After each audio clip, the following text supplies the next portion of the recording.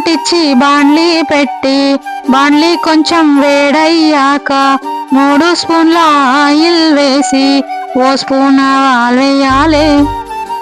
దాంట్లో కొంచెం జీలకర్ర వేసి కరివేపాకు కూడా వేసి చిటపటమంటూ తాలింపేస్తే గుమగుమలాడాలి.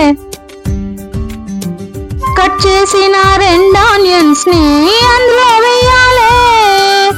గరిటె పెట్టి కొంచెం సేపు ఫ్రై చేయాలి.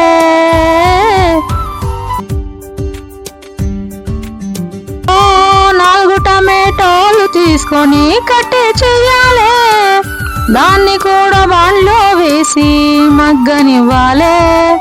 కొంచెం పసుపు కొంచెం ఉప్పు వేసుకొని కలిపైన సాంబార్ పొడి జీలకర్ర పొడి 1 స్పూన్ వేసేయినా కట్ చేసిన ముల్లంగిని వేయనా.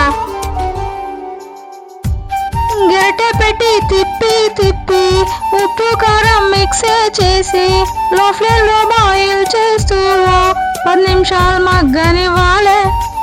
మగ్గాక ఓ ప్లేట్లో తీసి అన్నంలోకి నంజుకు తింటే